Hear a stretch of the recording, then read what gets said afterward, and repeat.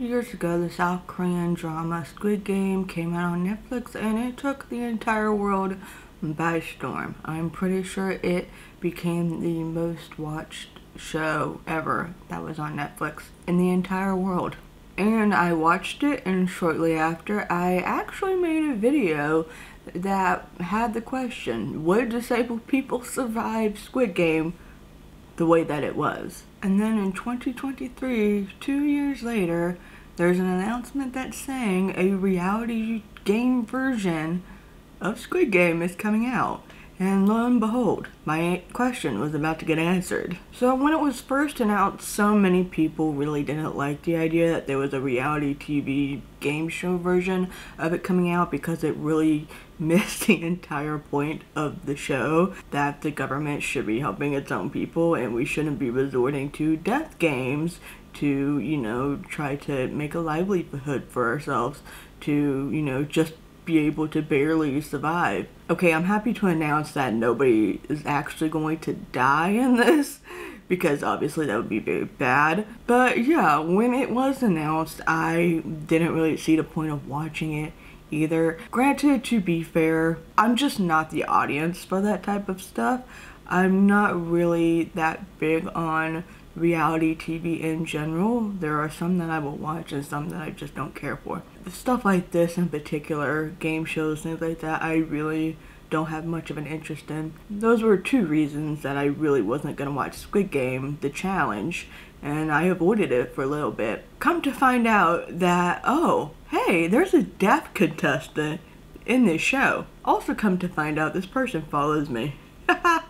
Hi Jackie, I appreciate you. And now we're friends, because I finally decided to watch it because, like I said, I had a video on it wondering if disabled people, whatever the disability, would be able to survive Squid Game. And of course, I'm deaf.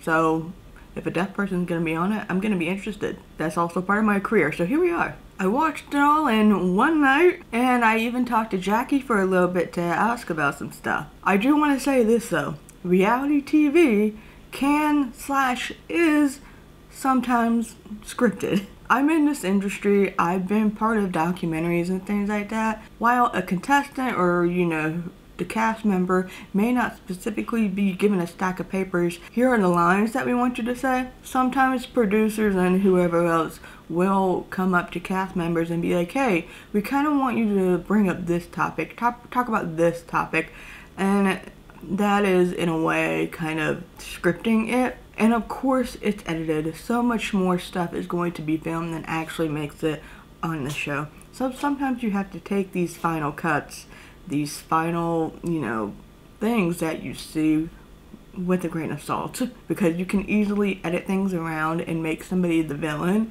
or you can make the villain seem like a nice person. With that being said, let's talk about Jackie and the Squid Game challenge, because it's been a roller coaster with Jackie. I did ask Jackie what the accommodations she received were, because usually that's like the first question that I'm going to ask. Obviously, I'm someone who says, hey, you have to follow the ADA and you have to give somebody interpreters or captioners or, whoever, whatever. But something like this was definitely a little bit more interesting. So I asked Jackie, and she, on her own accord, by her own requested nothing.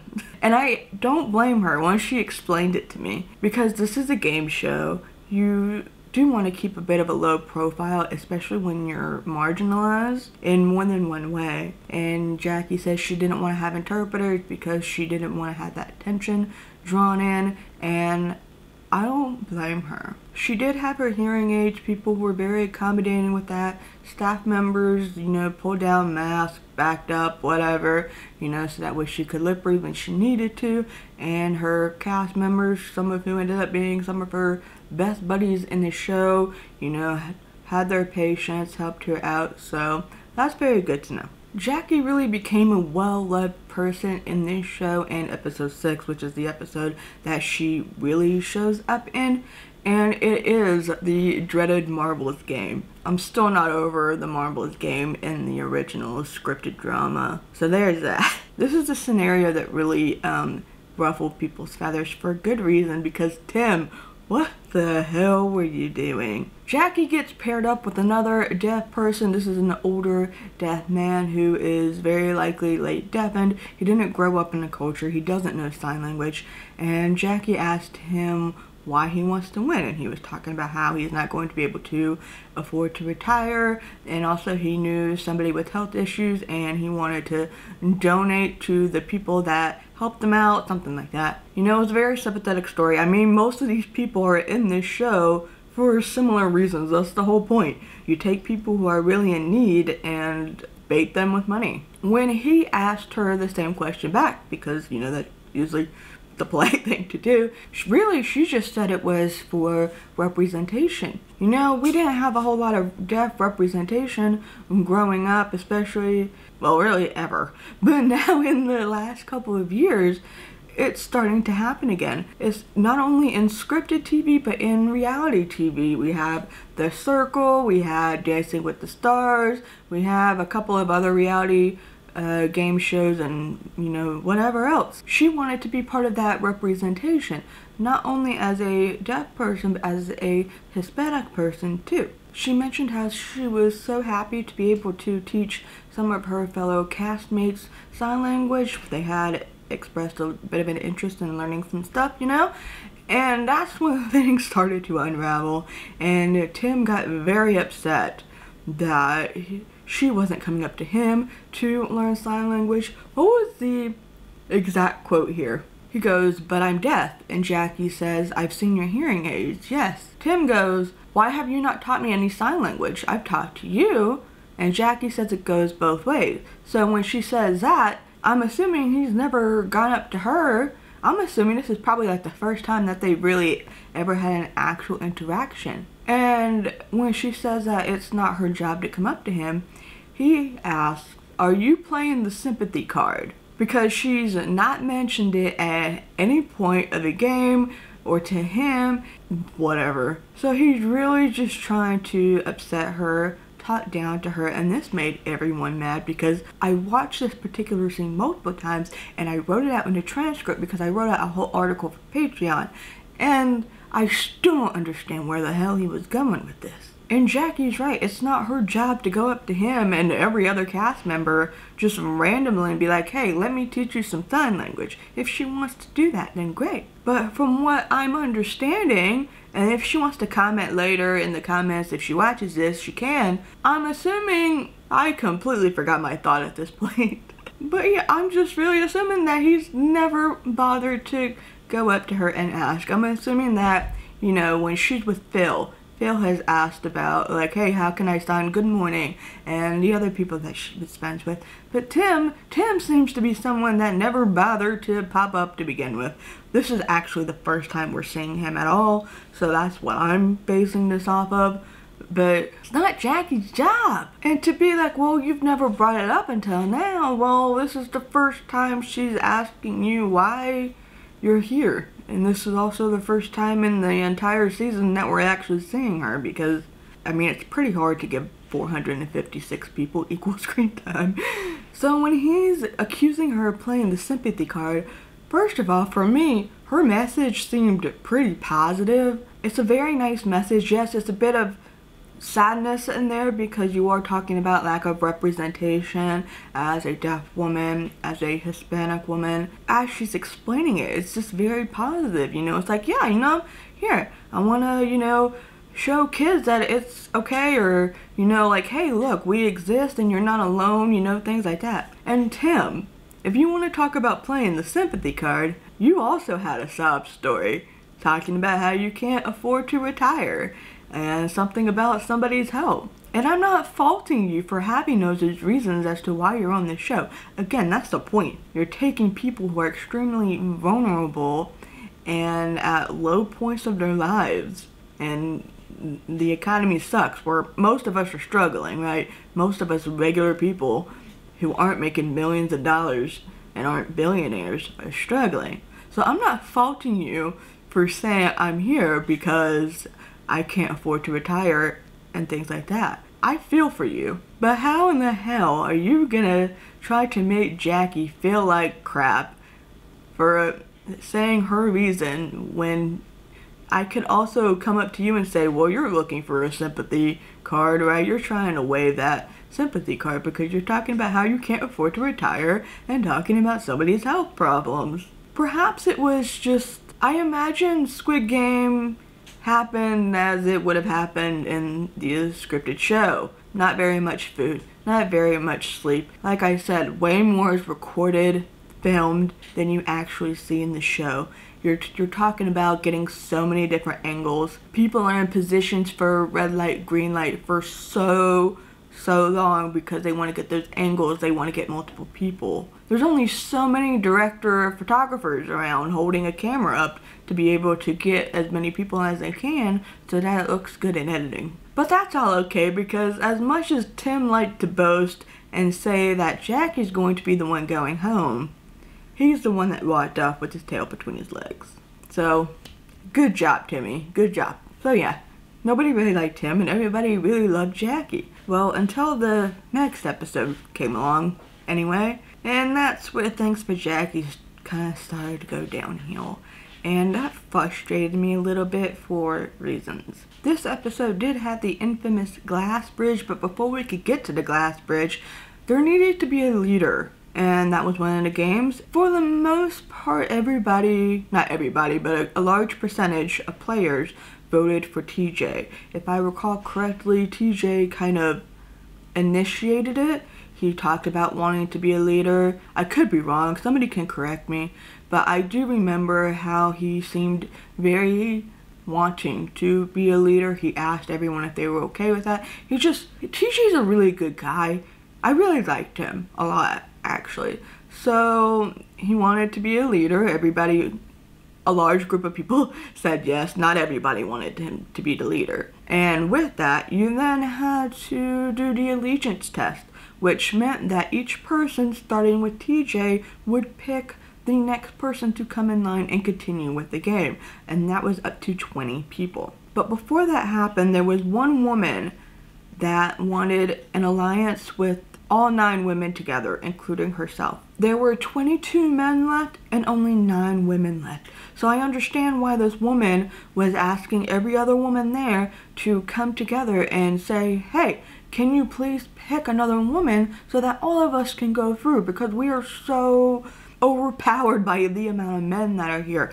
I understand that. And Jackie understood where she was coming from, and initially it looked like she agreed. But here's the thing, you don't really see Jackie very close with any of the women. I think maybe one of them she was friendly with, maybe 1 or 2, but really I saw her talking with Phil the most especially, and I think Sam. And at the end of the day, Jackie went back on what she initially agreed to and chose Phil to come up beside her, and I don't blame her. Jackie feels like she can't really trust any of the women because she doesn't know them. And I would be the same. How can I pick somebody just because of a kind of fake and last minute alliance if I don't really know you? I would rather pick my best friend on the show. And Phil's a sweetheart. Phil's hilarious. I love them. So people got upset by that a little bit. Oh well. But then people really got upset at what was the name of it? I can't remember the name of the actual game itself. It was right before the glass bridge, and you needed to have a line of people in order. The 20 people needed to line up in order of who was going to go first, second, last on the glass bridge, but it was going to be by chance. And so everybody went into a room. There was a claw machine with little bears, and they had a numbered flag on them. And Jackie picked up number 1. I think you had the option to give it to yourself if you wanted to, but who's gonna do that for this game? Because the glass bridge is, you jump on tiles, you have an option of 2 tiles. One is going to stay closed so that you don't die, and the other one opens so that you die. Again, you just get eliminated. You don't actually die in this, I promise. So Jackie gets number 1, and she picks TJ to have number 1. So many people were upset by this. Before I actually saw the show, I looked at her comments, and so many people, aside from showing support with how she reacted and interacted with Tim, so many people were up in arms about TJ. And I was like, who the hell is TJ? And why are people so mad about TJ? Now I know why. Because TJ gets eliminated first from the glass bridge. I can't remember if it was on the first try or not, but he is the first one to be eliminated, and that upset people. And I understand, because TJ, again, is a very well-loved player by people watching. I liked him a lot myself. But how am I gonna get upset that Jackie put him as number 1? TJ wanted to be the leader, and TJ agreed when she chose him. People in the line that were actually playing the game agreed, because they likely would have done the same thing. TJ wanted to be leader. He was the leader, so he should take that responsibility of being leader. And let's be honest, Jackie probably wasn't gonna win with the audience. I feel like maybe no matter who she picked, somebody would have been upset, and people are sending her death threats, racist comments, ableist comments. But seriously, the death threats, really? None of those 3 things are good, but to send actual death threats. You're acting as if TJ actually died. What the hell? Again, be upset that TJ got eliminated. It sucks. And you can even be bummed that, man, if Jackie hadn't given him number 1, then he wouldn't have been eliminated. Okay, that's not exactly true, obviously, though. Right? Because there's always a chance of him being eliminated. Lots of people got eliminated. But to be so crass to send racist comments, ableist comments, and especially death threats. I think what people are forgetting is that this is a game. This is a competition. The whole goal is to be the one who wins. And this was fair game. Yeah, TJ has a family. He wants to provide for his family. At the end of the day, how are you gonna get mad at somebody for playing a game and playing it fairly? The whole point is you have a flag and you give it to someone. Somebody has to get that flag. And I'm sure there are players that weren't as liked, especially once the glass bridge part happened, that people would have been more happy to see get the flag. But come on people. You shouldn't be giving death threats over this. It's a competition. It's a game. Somebody has to win. If I'm gonna sign up to a competition, I wanna win, and I wanna do whatever I can to make sure that I do. It's $4.56 million until you give 30% to the IRS. Just like I have to put 30% in my bank account for my paychecks. Yeah. Don't you just love it when your battery dies right before the outro? On the upside, I do think that I gave my overall thoughts on the season, on the matter. I don't really have any thoughts on the rest of the show because I was really just focused on Jackie and her involvement in this. Overall, it's an okay game, show, whatever. I do prefer the original scripted drama, and to be honest, my feelings on season 2 of the reality game show, which was announced, is the same as my thoughts on a second season of the scripted show. I'm not really into the idea of a second season for that.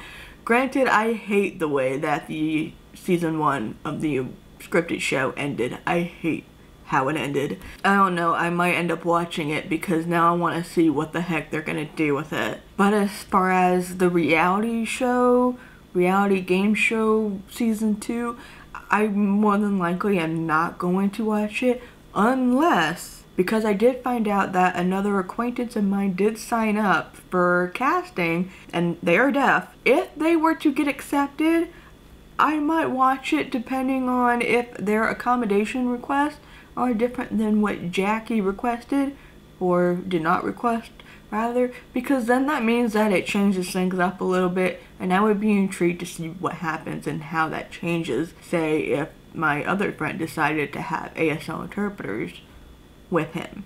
But other than that, I think I'm okay with just letting other people enjoy it because it's just not my thing, really. But now I want to know your thoughts. Have you seen the original scripted show? What did you think of it? What do you think of season 2 coming out? Have you seen this reality game show version?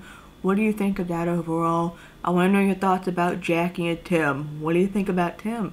What do you think about TJ? Do you think TJ deserved to have the #1 spot as leader, which unfortunately, ultimately, led to his demise on the show? Let's talk, let's discuss, keep it civil. No death threats, of course. And again, there is a write-up on my thoughts about this in more detail that is now public, since this video will be public. So if you want to go take a read, you can do that as well. And of course, I would also appreciate it if you were to become a member, a supporter on Patreon. Even for as low as $1 a month, you get exclusive content, updates, etc. So that really helps with the work, you know, putting it up on YouTube and with other projects that I have. So that's very much appreciated. There is also the option of becoming a YouTube channel member with at least 1 extra video a month, which is what I try to do, and for the new year is definitely something that I'm trying to, you know, really discipline myself on. But if monthly commitments aren't your thing, there's a super thanks down here that is also always very much appreciated. Go straight to the YouTube check. And of course, if you have not yet already, be sure to subscribe if you like, so you can get caught up on more Film Fridays. I got some more Korean related stuff to talk about because it involves ASL and deaf people, and it's going to be very interesting. So always appreciate you watching this video, and I will see you later. Bye.